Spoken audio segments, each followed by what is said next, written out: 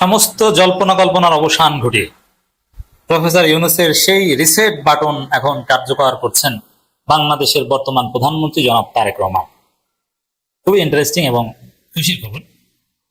দর্শক, তার আগে আরেকটা বিষয় ক্লারিফাই করে নিই। তারেক রহমানের কার্যকর, স্বাধীন এবং যথাযথ বাংলাদেশপন্থী, বাংলাদেশ ফার্স্ট পররাষ্ট্রনীতির আমরা ভূয়সী প্রশংসা করছি, কারণ এটা আমাদের দায়িত্ব।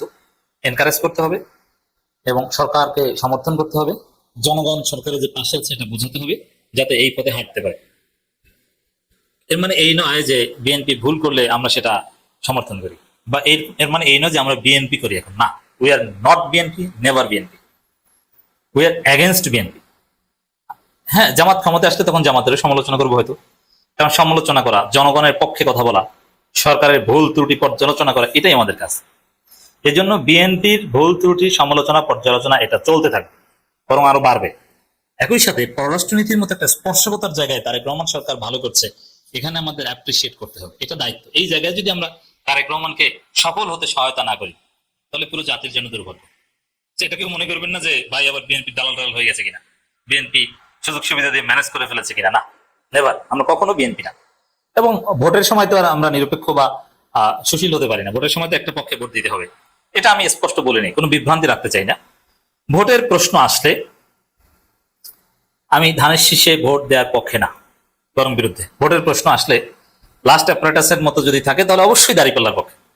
এতে জামাতের হাজারো দুর্বলতা, হাজারো ডেভিয়েশন, ভুল ত্রুটি দেখলেও ইন কম্পেয়ার উইথ আদার্স, মাসলাহাতে মুরসালা বিবেচনায় আই এম অন দাঁড়িপাল্লা, I am on behalf of দাঁড়িপাল্লা। এটা ক্লারিফাই করি। এর মানে এই নয় যে আপনার দাঁড়িপাল্লার লোকজন উল্টো পাল্টা করলে কিছু বলবো না, গাজী নজরুলের কাণ্ড দেখেও চুপ থাকবো, আপনাদের এয়ানসুরি সিন্ডিকেট বাজি দেখেও চুপ থাকবো না। এর বিরুদ্ধে কথা বলবো অবশ্যই। আপনাদের অযোগ্যতাকে যোগ্যতা হিসাবে চালিয়ে দেবো, এটা মনে করার কোনো কারণ নেই। কিন্তু ভোটটা কিন্তু দাঁড়িপাল্লায় দিব। অ্যাক্টিভিস্ট, বিশ্লেষক, তাদের কাজ এটাই, সিভিল সোসাইটির কাজ এটাই, আমরা এটাই চেষ্টা করছি। তবে হ্যাঁ, অ্যাক্টিভিস্ট অনেক ক্ষেত্রে একটা দলের পক্ষে সরাসরি থাকে, কিন্তু ওইভাবে একদম অন্ধ একটা দলের পক্ষে অ্যাক্টিভিজম, আমি অ্যাটলিস্ট ওই অ্যাক্টিভিস্ট না। আমি জনগণের পক্ষে অ্যাক্টিভিজম করি, বৃহত্তর স্বার্থের প্রতি অ্যাক্টিভিজম করি। তবে হ্যাঁ, ইসলাম পন্থার পক্ষে অ্যাক্টিভিজম করি। আমি সরাসরি নিজেকে ইসলামপন্থী পরিচয় দিই। এই ক্ষেত্রে আমি সুশীল না, নিরপেক্ষ না, যে না ইসলামপন্থী versus secular, I am definitely ইসলামপন্থী। এই ক্ষেত্রে আমি নিরপেক্ষ নয়। তবে ইসলামপন্থা মানে যে জামাতের সব কাজ ক্লিন চিট দেয়া, না। ইসলামপন্থা মানেই যে অনলি জামাত, তাও না। জামাতের বাইরেও ইসলামপন্থা আছে, জামাত না থাকলেও ইসলামপন্থা থাকবে। তো দর্শক, প্রফেসর ইউনূস ক্ষমতায় থাকতে একটা কথা বলেছিলেন যে অতীতে ওগুলো ভুলে যেতে হবে। আমরা রিসেট বাটন ক্লিক করেছি, এর মানে সবকিছু নতুন ভাবে। কারণ এতে আবার আওয়ামী লীগ খুব মাইন্ড করেছে যে রিসেট বাটন মানে মুক্তিযুদ্ধ ভুলে যাও। না, রিসেট বাটন দিয়ে মুক্তিযুদ্ধ ভুলে যাওয়ার কথা কখনোই প্রফেসর ইউনূস বলেন নাই। অতীতের হানাহানি, অতীতের পন্দাবন্দির রাজনীতি, অতীতের বাইনারি পলিটিক্স, এগুলোর ঊর্ধ্বে উঠে আমরা জুলাই ভিত্তিক, জুলাই চেতনা ঐক্যবদ্ধ হয়ে একটা নতুন বাংলাদেশ করতে চাই, এই কথা ইউনূস বলেছে।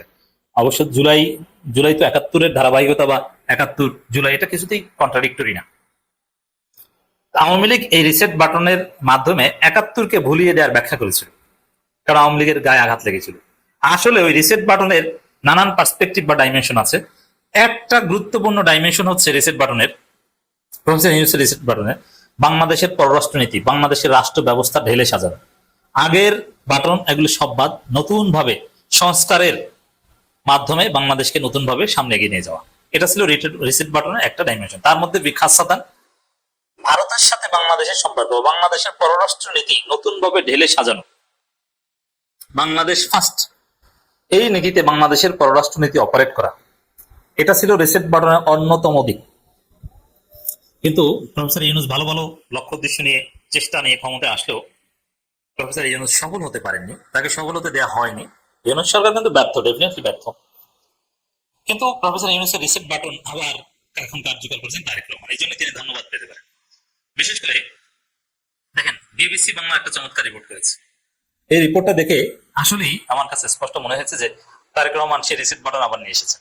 এবং আসলে রিসেট বাটন যে কার্যকর হচ্ছে, এটা ভারতের সাথে বাংলাদেশের সম্পর্কের ধরন, ডিলিংস এর ধরন দেখে বুঝেন না যে সে আসলে রিসেট বাটন পুশ করা হয়ে গেছে, প্রেস করা হয়ে গেছে। দর্শক, দিল্লির সঙ্গে সম্পর্ক রিসেট চায় Dhaka, BBC Bangla report. Reset, মানে এটা ইউনুসের রিসেট বাটন। এখন সেই রিসেট চায় ঢাকা, মানে অতীত ধুয়ে মুছে সাপ, রিসেট তো বোঝেন, রিসেট দিলে অতীতের সব কিছু মুছে যায়, নতুন ভাবে স্টার্ট হয়। যখন আপনার কোনো একটা প্রোগ্রাম, একটা ফোন, একটা উইন্ডোজ, এটা যখন পুরনো কেশি ফাইল বা নানান হাবিজুবি আছে না, এগুলোতে ভরে যায়, বাগ এগুলোতে ভরে যায়, তখন রিসেট দিয়ে একদম ফ্রেশ নতুন করে ফেলেন, সমস্যা টমস্যা সব সমাধান হয়ে যায়। তো ভারতের সাথে বাংলাদেশের সম্পর্ক, রিসেট চায় ঢাকা, তারেক রহমান সরকার। এই রিসেট, এটাই হচ্ছে জুলাই চেতনা, যে আমাদের স্টার্টিংটা জুলাই। আপনি 71 বেসে হ্যাঁ বাংলাদেশকে স্বাধীন করে দিয়েছি আমরা, অতএব আমরা যা বলবো সেটা হবে, ওটা চলবে না, ওটা রিসেট। বাংলাদেশ ভারত, তুমি 71 কি করেছো ওটা ভুলে যাও, ওটা তোমার স্বার্থে করেছো। কেউ কারো স্বার্থ ছাড়া কারো পক্ষে দাঁড়ায় না। আমারও স্বার্থ ছিল, তোমারও স্বার্থ ছিল, দুইজনের স্বার্থ মিলে গিয়েছিল বলে আমি হেল্প নিয়েছিলাম, তুমি হেল্প নিয়ে করেছিলাম, শেষ, ওইটা ওখানেই শেষ। এখন তুমি একটা স্বাধীন দেশ, আমি একটা স্বাধীন দেশ, আমার স্বার্থে আমি ফরেন পলিসি অপারেট করবো, তোমার দাদাগিরি আমি মানবো, that is reset. Tarique Rahman সেটাই করছে। বিবিসি বাংলার এই রিপোর্টটা অসাধারণ। বাংলাদেশের প্রধানমন্ত্রী তারেক রহমান ভারত সফরে আপাতত স্থগিত রয়েছে। রিসেট বাটন কার্যকর না হলে স্থগিত থাকতো না, যেতে হতো।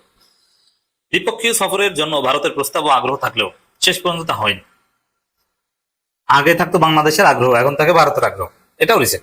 এর অন্যতম কারণ হিসেবে সামনে এনেছে ঢাকার দেওয়া কয়েকটি শর্ত। এখন বাংলাদেশ শর্ত দিতে পারে, এটাও রিসেটের ফলে হয়েছে। ভারত যখন সফর আয়োজনের চেষ্টা করেছিল, তখন বাংলাদেশের এসব শর্ত দিল্লির কাছে কিছুটা বিস্ময়ের কারণ হয়ে দাঁড়ায়। তা রিসেট বাটন কার্যকর হয়েছে বলে বিস্মিত হচ্ছেন আপনারা।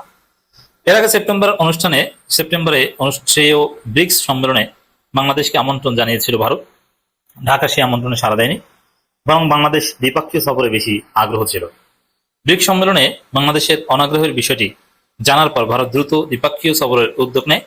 পরিকল্পনা ছিল সফরটি চলতি আগস্টেই আয়োজন করা হবে। এর মধ্যে দিল্লিতে একটি প্রেস ব্রিফিংকে কেন্দ্র করে পরিস্থিতি বদলে দেয়। সেখানে বক্তব্য দেন ক্ষমতাচ্যুত বাংলাদেশের প্রধানমন্ত্রী, সেখানে ইত্যাদি ক্ষুব্ধ প্রতিক্রিয়া জানায় বাংলাদেশ। এক কথায় বাংলাদেশে প্রতিক্রিয়া জানাতে পারে, এটা সেই আগের অ্যাপারেটাস ধরলে সম্ভব না। রিসেট হয়েছে বলে, জুলাই হয়েছে বলে বাংলাদেশ এইভাবে খেলতে পারছে, প্রতিক্রিয়া জানাতে পারছে।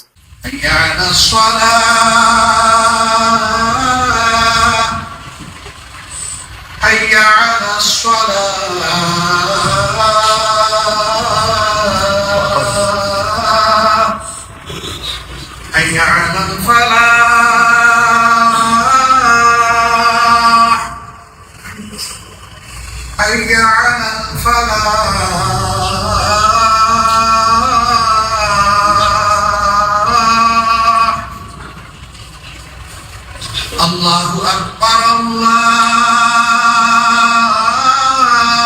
Akbar, La ilaha illallah.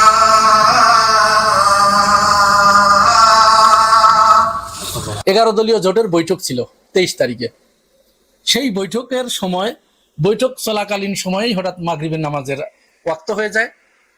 এর মধ্যেই রাশেদ প্রধান, যিনি শফিউল আলম প্রধানের ছেলে, হঠাৎ করে আজানের শব্দ তার কানে ভেসে আসে। কে আজান দিচ্ছে? আজানের সুমধুর শব্দে রাশেদ প্রধান লিখেছে তার ফেসবুক পোস্টে, তিনি হতভম্ব হয়ে গেছেন। এত স্নিগ্ধ সুন্দর সুমধুর আজান কে দিচ্ছে? তিনি এগিয়ে গিয়ে দেখেন জামাত আমির আজান দিচ্ছে, তিনি হতভম্ব হয়ে গেছেন। বাংলাদেশের ইতিহাসে কোনো বিরোধী দলীয় নেতা এরকম নিজের কণ্ঠে আজান দিয়েছেন বৈঠক চলাকালীন সময়ে, এরকম ইতিহাস বাংলাদেশে নাই। একজন বিরোধী দলীয় নেতা, কারণ আজান দেওয়া অনেকেই মনে করে যে ওটা তো ছোট কাজ, ওরা কত করবে ওই যে মসজিদের মুয়াজ্জিন যারা, ওরা তো খাদেম গুলাম এরা। তাহলে বিরোধী দলীয় নেতা আজান দিচ্ছেন, উনি লোভ সামলাতে না পেরে খুব দ্রুতই শেষের দিকের অংশটুকু ভিডিও ধারণ করেছেন এবং তার ফেসবুক ওয়ালে তিনি পোস্ট দিয়েছেন এবং ক্ষমাও চেয়েছেন যে আমি জামাত আমিরের অনুমতি ছাড়াই এই ভিডিওটি আমার টাইমলাইনে আপলোড করার লোভ সামলাতে পারলাম না। যদি ভুল হয়ে থাকে আশা করি জামাত আমির আমাকে ক্ষমা সুন্দর দৃষ্টিতে দেখবেন। এবং ওইখানে মাগরিবের নামাজ আল্লামা মামুনুল হকের ইমামতিতে অনুষ্ঠিত হয়। যাই হোক, এটা খুবই ভালো একটা নজির। বাংলাদেশে এইভাবে নতুন নতুন নজির, নতুন নতুন রেকর্ড সৃষ্টি হোক, বিরোধী দল তাদের যত ভালো আছে সমস্ত ভালো মানুষের সামনে প্রকাশ করুক, মানুষের জন্য তারা মেলে ধরুক, এই প্রত্যাশা আমরা করি। দ্বিতীয় বিষয় যেটি আপনাদের সাথে আলোচনা করতে চেয়েছি, শেয়ার করতে চেয়েছি, সাদিক কায়েমের সাথে মার্কিন এম্বাসির প্রতিনিধি দল তার সাথে সাক্ষাৎ করেছেন ডাকসুতে গিয়ে তার অফিসে। এই দুইজনের ভিতরে একজন হচ্ছেন মার্কিন দূতাবাসের পলিটিক্যাল অফিসার জেমস স্টুয়ার্ট এবং অপরজন হচ্ছেন পাবলিক ডিপ্লোমেসি অফিসার স্কট হার্টম্যান।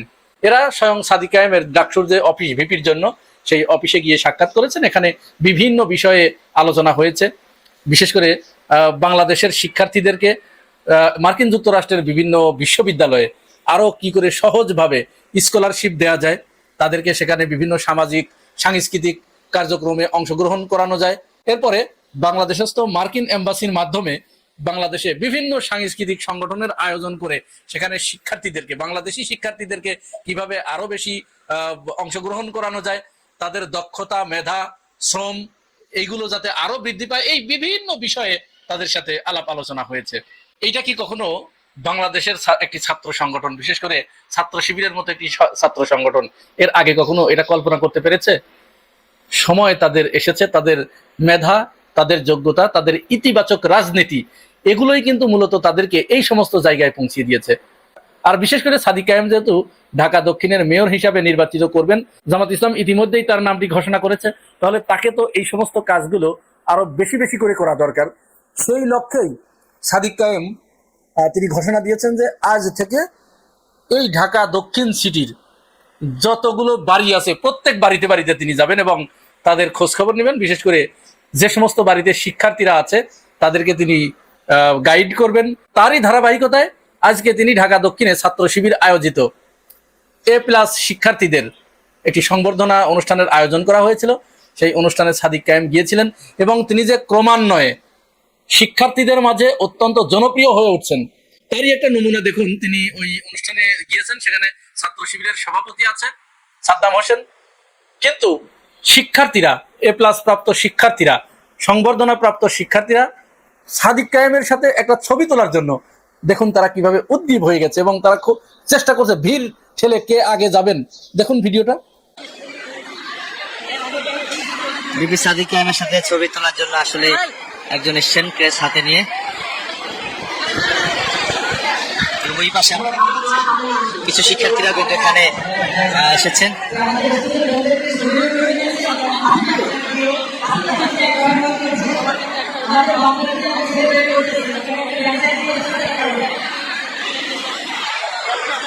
ছেলে শিক্ষার্থীরা ওই পাশে আসলে ভিড় করে দাঁড়িয়ে আছে। এখান থেকে শিবিরের নেতৃবৃন্দরা মেয়ে শিক্ষার্থীদেরকে বলছে যা তোমরা এখান থেকে একটু পাশে যাও। তার বিপরীতে তার যিনি প্রতিদ্বন্দ্বী ছিলেন ছাত্র দলের আবিদুল ইসলাম খান, এই আবিদুল ইসলাম খানের রাজনীতিটা কি, তার অর্জন কতটুকু, তিনি কোথায় আজকে?